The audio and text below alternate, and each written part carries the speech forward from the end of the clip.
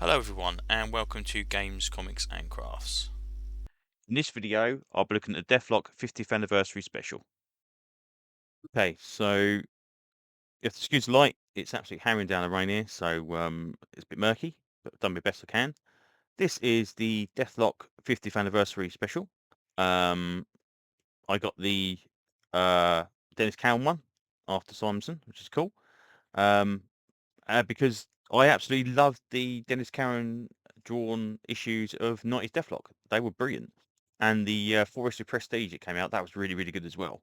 I have the complete collection of this version, Deathlok Destroyer. And yeah, I'm always a big fan of Deathlok. Deathlok's fantastic. This is a 50th anniversary special that actually seems to do a good job. The Iron Fist one, I didn't like at all. It just seemed to be wasted opportunity. This is really good. Artwork's really good. So we've got a World of Deathlok map, which kind of shows where the Avengers Tower is and all this kind of stuff as well. Because we're set in an alternate 1990. So we start off with a Dennis Cowan little short intro where he has a flashback about kind of the war starting up and being on in New York at the time and kind of all the stuff happening, and they find some civilians that apparently are there, and the good guy on his team is basically could be a girl, difficult to tell. Um, wants to kill the civilians, and it turns out that they were fake. They had bombs on them, and the baby wasn't a real baby. It was like a plastic explosive. So they blow up, kills all of his team, injures himself, and it's kind of a little warning. Christopher Priest, I believe, wrote this one. I don't know if Christopher Priest was in the military, but the amount of kind of little shorthand and acronyms is there's so many in this. You have to keep flicking down to it, and it's very, very kind of like military style writing. It's good. It's a nice little intro. And I can't. Okay, right. I thought, here we go. We're going into the same kind of territory as we did with Iron Fist, where it's just going to be little short stories, but it gets better.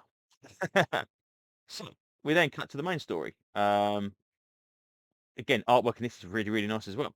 So Deathlock is wandering around town. He's beating some people up. His computer's kind of basically telling him off. This is the best bit.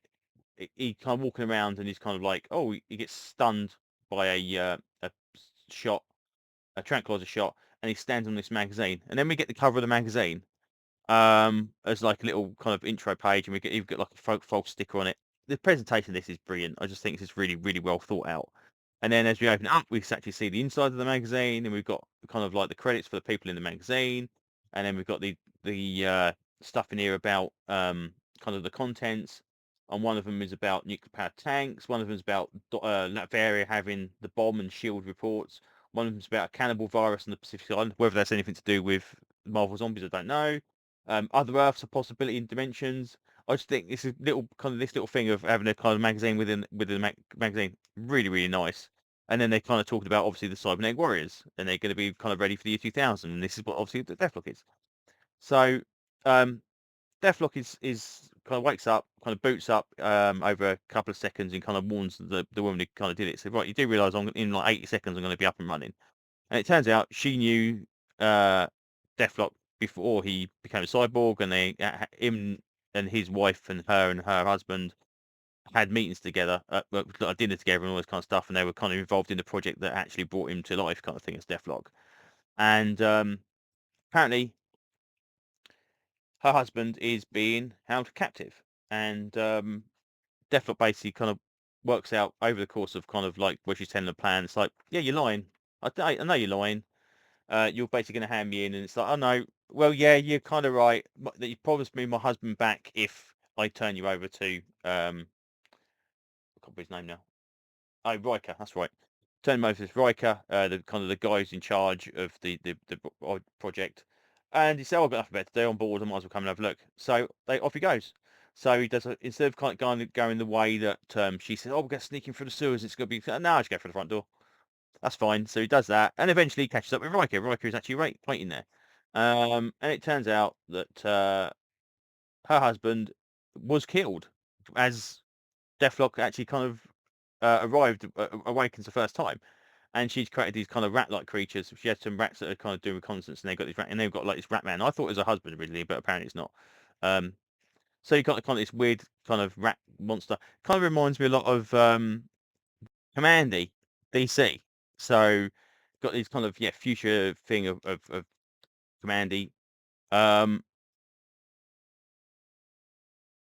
and yeah, Deathlok kind of just beats them to pieces. The rats kind of go a bit, have got explosives on them, and he kind of like, oh, chase after him, and the rats eat the guy's eyes out or attack his eyes and destroy his eyes, and the kind of Raticus kind of gives up, and then some reason how Riker shoots the rat and kills the rat, and it's like, okay, even though he apparently can't see, and he's about to kill Riker, but apparently his computer's slowing down because he says you can't kill somebody a member of the project, and just as about to do it, he's whipped through this kind of vortex, and he happens to be in MCU, the 616, with Doctor Doom, theoretically 616, and he basically says, okay, this is the version of Riker from our universe, and he calls you Deathlok the Analog Man, and that's it.